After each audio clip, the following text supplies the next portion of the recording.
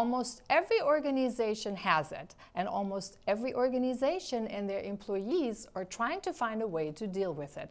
A multi-generational workforce. For the first time in history, we have 5 generations work together in today's organizations. 5 generations with a different way of operating, a different way of understanding, a different way of how they want to be engaged and involved, and a different focus in what they seek and what drives them. From employer branding to workplace ethics to company direction, compensation and benefits, career advancement, collaboration, and participation, including work attitude, are being challenged and revised. This poses a big problem for organizations of all sizes to find a way that attracts diverse generation and resonates with their value systems. So, how can organizations manage and cater to 5 generations all at once? What do they need to look for and adjust to retain and engage them? And how can we bring out the best in all employees? Intergenerational conflicts that organizations have, of leaders, and we do that by working with the bosses of those next generation. What is the impact of having so many generations come together to basically work towards the same goal? So the impact, unfortunately, is fairly negative. I worked at the Gallup organization for 10 years, and I always start by understanding data first. And there's a survey that was done a couple years ago, and it suggested that 3 out of 4 people strongly agree that that generational differences cause challenges in the workplace. It means that people don't communicate as well. It means that turnover rates are higher. It means that productivity is lower. It means that profitability suffers. It means that customer satisfaction goes down. So all these outcomes that organizations want can't be achieved because you have all these generations that have different viewpoints. Organizations, though, know that, for example, having different generations coming together, that this is one of the reasons for high turnover.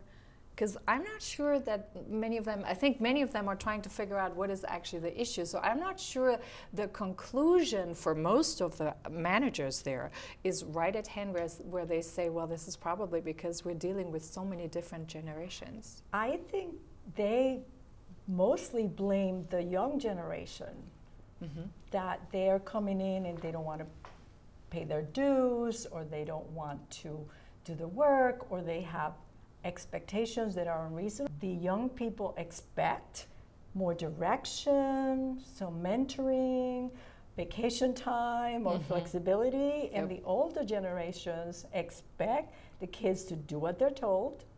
No remote work. No remote work, to dress a certain way, to speak a certain way. So it's like, you give us an overview of each generation, kind of some of their key values. So what are personality in a way, or culture, yeah, and that culture develops over time from their lived experience in their youth.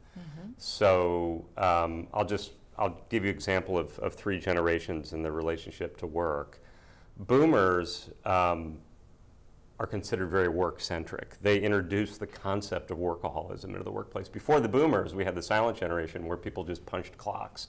You come in, the whistle blows, you come to work, the whistle blows, you leave work, right? Everything's very, Henry Ford mechanized, right? Yes. The boomers said, of course, the boomers just blow everything up, right? The boomer says, nah, says we're going to come in early, we're going to stay late, and this is what we're going to do. So you have one generation that is very work-centric.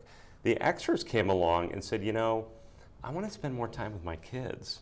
Right? I want to spend more time with my kids than my parents spent with me, because I didn't get a lot of time with my parents as a Gen Xer, right? As we know, we're both Gen Xers, right? Yep. So the whole idea of flexibility in the workplace was really introduced by Generation X. And so boomers are looking at them and saying, where are you going at 5 o'clock? I'm going to my daughter's soccer game. Well, I never went to my daughter's soccer game. And the Xer, of course, says, well, you weren't a very good parent, right? So then the millennials come into workplace and they want something completely different. What they're saying is, I want meaning in my job, I want purpose, and as Deanna said, I want direction and I want guidance. How does that translate to management techniques? Because that's where I see the real challenge. So yes, there are the different values. We become more aware of the different values for each of the generations, and hopefully the generations become more aware of the different values that they all have, and also the different way of working. I mean, let's be real. Right.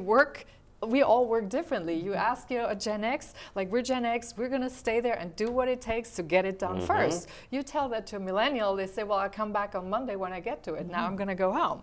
Or I work from home or do other things. So in terms of managing, is there like a standard guideline in terms of how you can manage best those different expectations? Managing a millennial realized that work does not supersede life. Life supersedes work.